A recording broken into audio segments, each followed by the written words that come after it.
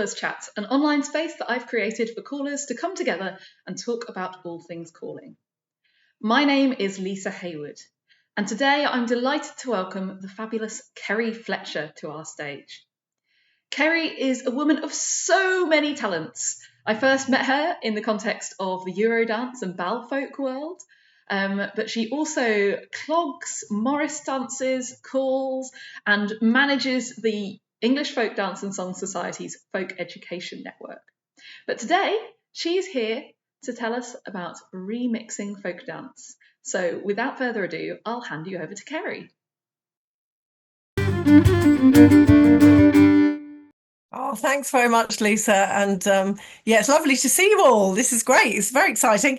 I know some of you, but other people I don't know so well. So it's really, really good to meet you all on the Zoom. And it's actually, for me, it's great that you're all on one screen. That's really, really nice. So what I'm going to do is I've got my talk in sort of two bits. I've got a little PowerPoint, which I'm going to go through because it gives you some pictures and some kind of colour and some kind of fills in what's actually happening. And then I'm going to read through my talk, and that is because I talk a lot, as some of you who do know me already know. If you don't know me, you'll know that soon. I talk a lot, and I will easily go off piste if I'm not careful. So I'm going to read through it. So forgive me if my eyes wander to the side. I've got another screen here to save on the rustling paper, and to save the paper. So I'm going to read from the screen from here. But hopefully, that'll make sense. And if there's any questions afterwards, we're going to have time for that. So I will introduce myself first before I go to the PowerPoint. So I'm Kerry. I am a white older person now with silvery hair and glasses, and I'm wearing a bright green jumper and a black cardigan and big silver hoop earrings, which I like very much. They were a Christmas present, so that's very nice. So, Callers Chat, Remixing Kaylee is the title, and there's a big splash of our Folk Dance Remix logo on, so I'm going to focus mostly on the work that I do with Folk Dance Remix. I've got a picture there of Janice, of the looking forward and looking back God Janice, which is very dear to my heart. I'm a January baby myself, and it feels like on one hand I'm a real hardcore folkie, and on the other hand I love to look forwards, and the remixing has been a hugely exciting part of the last sort of 10-15 years of my life. So I really like that image. I think it really rings true for me. And then on the other side of the slide, there's a picture of young people having a really good time doing a right arm turn, or it might be a left arm turn. I'm not very good with those. Having a good time dancing. And they are young people from the U-Dance, from the National Youth Dance Festival that we did a project with a few years ago. So that's the first slide, just to introduce Folk Dance Remix a bit, and me. So I'm Kerry. I'm as Lisa said, I'm a folk dancer with many hats and many styles.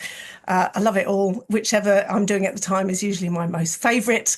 I trained as a community folk dance artist, community dance artist, but I specialising in folk dance, and that's been my journey for the last 25 years, which has been amazing.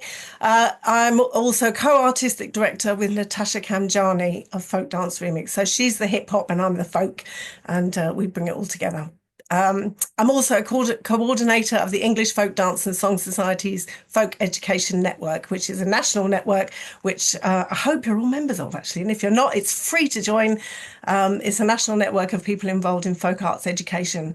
And I would love there to be more callers on that, actually, because I think callers don't always see themselves as educators. But oh my gosh, you really are, all of you that are calling out there doing incredible work.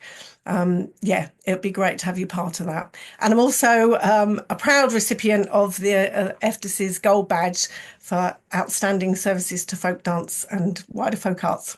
Proud moment for me. Right, okay, so Folk Dance Remix. Here, hopefully you can see the picture on the right. It's a picture of dancers with a maypole and a great big audience. It was in Borough Market, so it's on the street, with a culturally diverse group of dancers who are dancing with a maypole. The ribbons are really thick, actually. They're thicker than your usual ribbons. We're an outdoor arts company touring nationally, and we work across generations and cultures, creating joy through performance and participation participation. That's what we try and do. And we've got a maypole and we know how to use it. So we try and reimagine and remix traditions to help keep folk dance relevant and engaging to today's society. So people often say, oh, well, folk dancing, oh, that's very old fashioned, but actually it doesn't have to be. Our work fosters social cohesion. We bring people together. You can see in this picture we've brought together as there's a man of Asian heritage, and there's one of our dancers of Caribbean heritage. Then Natasha has a blue jacket on and a black top hat there, and then some young children from Rotherham. This was in Rotherham, so they're all holding hands in a line and dancing forward. So that brings them together in unexpected encounters. So these people here didn't necessarily know they were going to be folk dancing today, and it gives serendipitous experiences, we think. We think it's really important, and we also think that folk dance is a really great way to bring collective joy, which I'll come to more later.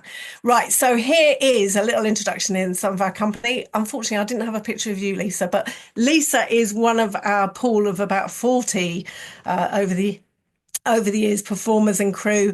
We definitely reflect the makeup of today's society, and I think that's something that's really important for us and hopefully for the wider world of social folk dancing and traditions in general. Yeah, we just imagine Lisa's in there too, looking in her great costume.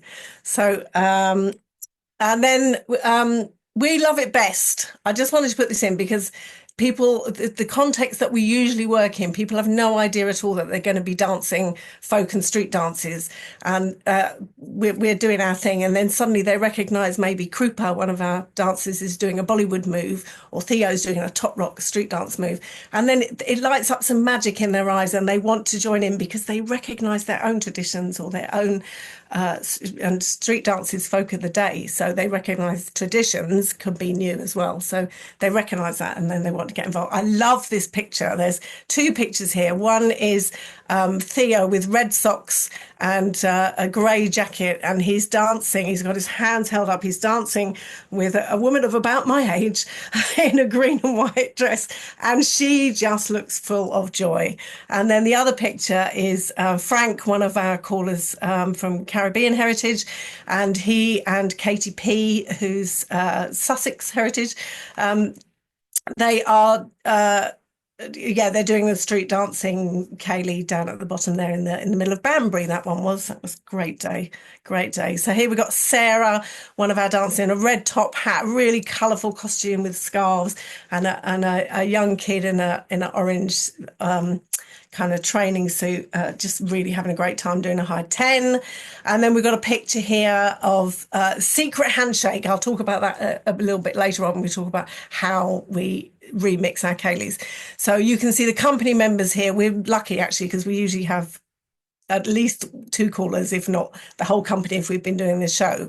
So we have the company performers then getting involved in the Kaylee Jams and helping the participants to enjoy it. And they're creating their own secret handshake, which will become part of the Kaylee dance they're going to do. And then we've got a picture here from Global Village in Abbey Wood. And you can see there's, sometimes we're on much bigger stages with a live band. That's Natasha calling in the middle. She's standing there. We've got a beatboxer. We've got Deb Chalmers, which some of you know really well. She's one of our amazing fiddle players. And actually we've got Jock there as well. Jock Tilsley is there. Chris Walshaw's playing the saxophone. So we've got this amazing bunch of musicians. And there's a really mixed group of people of all ages dancing, probably the Cornish six-hand wave that I'll talk about later. Right. Okay. So Lisa and I talked about this and what it was that we thought might be interesting for you to know about with Folk Dance Remix particularly. So we've got a list of questions. I'm going to say what the question is and then I'm going to answer myself. So one of the questions was, what was the most important thing for the participants?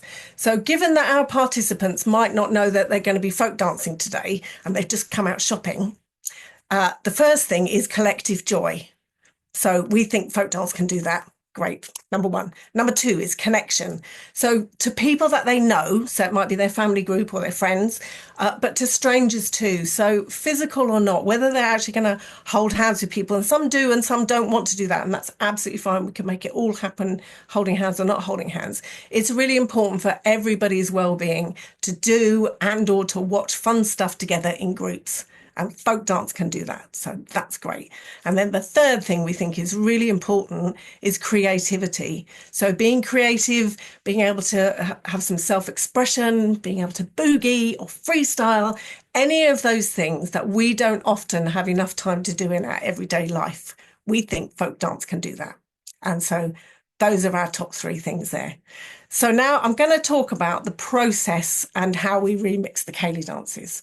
So the next question is, what is the process of how we create new dances, and what elements of ceilidh do we keep the same and what do we play with? So this was a really good thing, because this is really how we started. So mostly it's the formations and figures that we keep, which is a lot of the folk dancing, though not always, and it's all up for changing, and sometimes that's in the moment. So we might change a line dance to a circle dance depending on what's called for and who we end up with, and we might add to dances too. So we think it's more about how are they going to dance it. So for example, if we've got a right hand star, the spare hand, she says, trying to demonstrate, could be doing a Bollywood arm movement. Do you all know the screw in the light bulb one? So you could do that with your spare arm, couldn't you? You've got a right hand star here, and the other one could be doing a Bollywood move. Or you might do a street dance, slide into the right hand star, and then do a bop around. So we're really bringing in some of those street dance stars into a right hand star. It could be whilst waiting at the side of a Cumberland Square 8. They could do a crisscross with their feet. Crisscross here. She says hand dancing is quite fun too. And they could do the Smurf. And that's really, really good fun. And I'm amazed. All ages just love to do the Smurf, including me. So here's how we approach it. We find a dance that we like, for example, Circassian Circle. We'd like it to be funky and folky. So I'm going to go through what we actually do. So we would dance it through together, especially me and Natasha, but whenever we've got a chance to do that with more of the company members, it's really good, because although we have quite a lot between us, they bring loads of stuff, as you can imagine, to the table. So we dance it through, and then we see which elements, which figures, which moves most clearly pop out to have street dance stars added. So company members will contribute here with their different styles. For example, Theo has introduced the Jenga move, which is a capoeira move, into it's a solo Canadian barn dance bop we did in the lockdown. But I'm going to come back to the Circassian Circle. So you may or may not all know this dance, so I'm going to assume that you might not know this dance and go through it figure by figure. So figure one is everybody goes in and out twice. So we do that, but we come in, 2, 3, and give it a woo, and we get everybody to give it a woo. Seeing, as you've seen from the pictures, that they're all on the street and they're like, what is going on? What is going on? So we haven't said get a partner or anything. We said get in a circle, everybody go in, woo, everybody go out, and then we'll say, oh yeah, and we'll go around and we'll try and find maybe the funkiest dad or somebody, little kid who we think's going to do a big oh yeah on the mic. Oh yeah, I've got a bit of sore throat, so I can't really do a good oh yeah, but I'm sure you can. Big oh yeah, and just make it really good fun. So that's figure one, bit of a remix there. So then figure two, taking it in turns to go in and out with a partner, is what normally you do. You'd have number one or number two. We don't have any gender. It's never, ever relevant, actually, because we're always working in families. So that's great. Don't even have to think about that. This part varies, and we use different things in different contexts. So it could be simples, could be 1 and 2s, could be fish and chips if we're by the seaside, could be anybody with a birthday this week, and then everybody else. Could be everybody wearing pink, including underwear, if it's appropriate. Check the context, just to make them laugh, and then everybody else. So we always get them to choose who is which, and it doesn't matter if it's an uneven number for each turn. In fact, that can even be more fun. So if it's only one person's birthday, one person goes in and goes, woo, and then everybody else comes in, and it's hilarious. So that's good. Right. Everybody's gone in and out. Then The next part, oh yeah, this is part of this. Everybody taking it in turns to go in and out. So this next part, this is figure 2 I'm still on, is changed. So when the ones go in, we get them to strike a pose. So they go in, 2, 3, 4, strike a pose, 6, 7, 8, and they have to hold a pose, hold a real street dance pose, or yeah, whatever they want to do. Look really shocked. And then they come, this really popular in street dance for people to strike a pose. That's a real thing. So we use the thing. Why wouldn't we? So they go in and they do their pose. And then they come out and then they high five their partner or their family group. And then the twos do that. So it can be fun, it can be competitive, not seriously competitive, but especially if there are funky dads in the house. And it's really great when you can get children and their parents really interacting together, because I think sometimes people push their children forwards to do things, and we really encourage the adults to join in as well. So that's what we do with figure 2. However, we go in, 2, 3, 4, strike a pose, 6, 7, 8, because it needs a bit of time for that. You can't just strike it and then go. Back, 2, 3, 4, high five, 6, 7, 8. So we've done that, but we've done that twice. And the first figure's already taken some 8s. Anyway, we've got too many 8s. Too many 8s. What are we going to do? So what we do is we ask the band to play 3 A's and then 2 B's to get us once through the dance. And they're brilliant, so they can do that. That's great. That works. I'll talk a bit more about music and how that works. So we've already changed it, but actually it's worth it because we haven't been too hung up on doing that. So we've three. It is hard for the band. I do appreciate that, but they're very good. They're very good. And if that doesn't happen, it's not the end of the world. Right.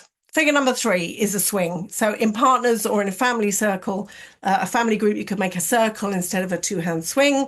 They've got 8 counts to go, folky skips round, and they love a folky skip. I can tell you, everybody's done it. Every single age has done a folky skip, and they really like doing that. And then the second lot of, because normally you do that for 16 counts, don't you? The second lot of 8, you let go and you go funky around your partner. So you might get down low. I can't get down low because you won't see me, but you get down low and go funky around each other. And that kind of gives them a bit more to play with as well in terms of using styles that they might already have too. So they're connecting themselves with it. Figure number 4 is a promenade. Promenade.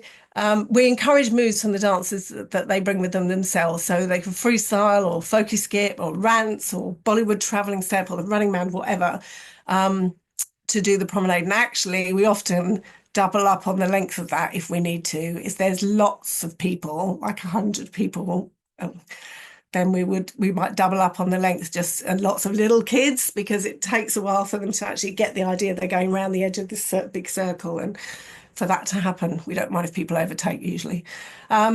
So we sometimes add to that. So sometimes it actually will be 3 A's and 3 B's. Or if it's clear we're going to do that, then maybe they'll pick a 3-part tune. But yeah, we work with that. A lot of this happens on the fly. Now then, there's a figure number 5. So figure number 5 is called the cipher. So we have renamed Circassian Circle to Circassian Cipher, and that's spelled Cypher.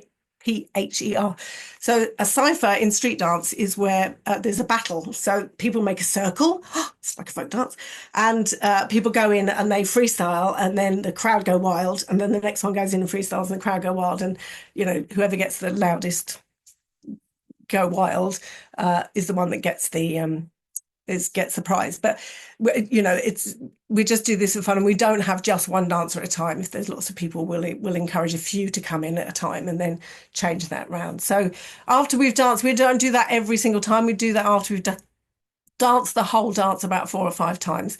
Then we open it up to the cipher. And then, we've got a tip as well. So occasionally, not that often, but occasionally, people are really shy, but we can see they want to have a go. So sometimes we pass around the scarf of permission, is what I call it, which invite people to take the scarf. I should have got a scarf. To take the scarf. And it's a very powerful tool. And I got that from the lovely Jo Harmer. It's really great. And people will then start moving with this scarf. It's amazing. And then you have to get it off them, which is often, that can be harder. And then you pass it around, and people can then go like, no, thank you very much. But they've taken part, they've taken the scarf and they've passed it on. So we love that. So we use the scarf of permission sometimes.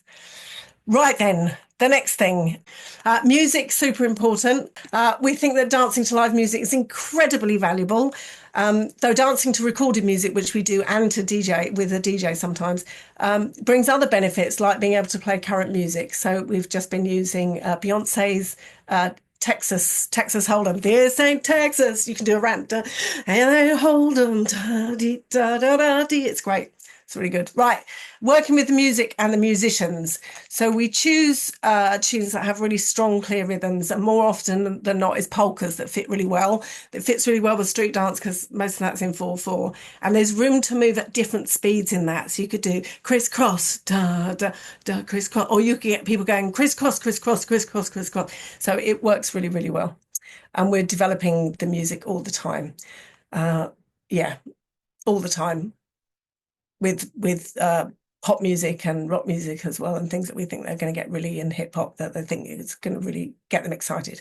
So I'm going to move on to a few considerations. This is just there are more, but accessible is the key. So we think having layers for the same thing, giving people options and permission to make their own way of doing and moving in a figure is really, really important.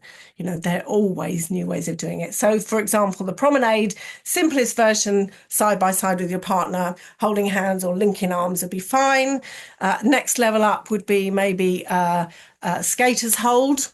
So we would do right hand to right hand, left hand to left hand, hard to do on my own, do a skater's hold. And then the next level above that would be a butterfly hold. So, you know, you might see some young people who look like they've been going to dance school and they could do a butterfly hold where you put one over the shoulder, you know, that one. And that can work really, really well. So, and then we try and really just make that work and give them different levels. And sometimes people come up with their own inventions and they're great. Back to the music then for a moment. Sticking to the music is not actually the most important thing for us in terms of the phrasing, though we do try to get everyone in the phrasing as much as possible. We'll often give extra time if we think it needs it in the moment. Spatial awareness, unsurprisingly, children and some adults' sense of spatial awareness is much worse since the pandemic. So it can actually take quite a while to get people know where they're heading to. It was interesting. Right, I'm going to move on to, do we teach the dances as a standard caller would, or do we change the way we teach? So the calling. Company members, they're all really experienced dance teachers, though I'm keen that they learn the essence of calling, which is different. It's not a workshop. People don't have to learn the dance, which they're more used to doing. They have to get people going. They have to learn to call it. So in some instances, using those key calling cues are really important. We try and demonstrate everything and help people move around the space. We try, thanks to Louise as well for all the work you've done on positional calling, really has been super, super helpful. And using landmarks in the space, like towards the yellow wall. Try and use left and right minimally as possible because, you know, we're families and it's not appropriate. A right hand turn is turn to face your partner and shake hands with them. That's your right hand. That's our quick way into it. We never leave anyone out who wants to dance. So you can make pairs or threes or a family group. There's always alternatives, and people are very inventive. They're very inventive. So you just say, can you make a version? And they'll get on it. You don't need to do it for them, actually. They just do it. Music, again, we use rolling starts where we can, thanks to Roger Watson. I see you're in the house. So we try and do that where we can. Sometimes we have to just stop and get everybody's attention to teach the next bit. But we might just play the tune as we're getting people up to dance so that people are getting the rhythm and getting the steady, getting the vibe of it. We try and use words. We use arm actions for directions, supports of directions. We use imagery. So if we're doing a wave, you might say it's a dolphin that's going up in the sky, it's coming down, it's going to swim across your chest and come out the other side for an electric wave. We use counts, we use rhythmic calling. And so, for example, to count in, we'd say, ready, steady, here we go, and off we'd go. We try and hope that reaches most of the dancers in their own learning style. That's what we try for. How do we adapt the material to suit different contexts and audiences? So I think you've got the idea now. We're not very precious about any of it, actually.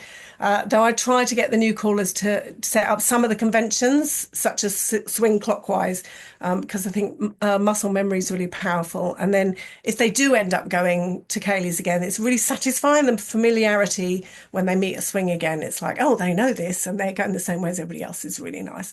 It's not crucial, it's just nice. Layering up the complexity of movements, as we've talked about. If they need longer than anticipated, we might come off the phrasing, which is fine in the moment. And then we'll always try and bring it round. The band might just vamp. So we might vamp for a bit and then try and get the music to come back in on the A's for the beginning, because it's really powerful, isn't it? Forward and back, and that's the A part of the music. Fabulous. Right. Next bit, replacing. We do quite a bit of replacing. So in the Cornish six-hand reel, it's not realistic to do a reel. We do the electric wave in a long wave. So we wave up and down, and the band do this amazing thing. The beatboxer can go wild on this. It's great. Have a good vamp with the beatboxer. And that's really, really fun thing to do. So we often replace things. Creativity, you saw a picture earlier of secret handshake. So we do, we do a right arm turn, left arm turn, instead of two hand turn, a back to back, we do a secret handshake. So people get a chance to create something, and that's great. And we just slot that into the Kaylee dance. Audiences love that too. So if we know that a group that we're working with, say it's an education project, we will choose some dances and tunes from that region, which also helps to build a sense of place. And then we get them to remix them themselves. So what are the most important things that I've learned from calling with Folk Dance Remixed? The great public are really surprising, and they can surprise themselves too. Wonderfully surprising. It's never the same, whether it's 10 people or 1,000 people like we had at Latitude. It has an impact on us all in feeling connected. It's always about building it up and adding, adapting, and being free to change anything to achieve the aims of collective joy and dancing together. Whilst I love to get folk dances fitting to the timing of the figures, to the phrasing of the music, in our kind of outdoor event, it's really not essential, especially if it's people's first encounter with folk dancing. So it's my job. I mean, I think you all know this. It's our job to make sure everybody feels they can do it, and what they're doing is right or near enough, or even if it falls apart totally, give them permission to dance and have fun with that. And if I can, me and the band will bring them back to the start again, or I'll find where we are if it's in recorded music and just keep dancing and carry on, because often it's not phrased in the same way anyway. So we always hope that we'll inspire some people to go and seek out social dancing of whatever genre and learn some more and discover the deep joy that I get from dancing with other people to fabulous music. And after all, it is supposed to be fun.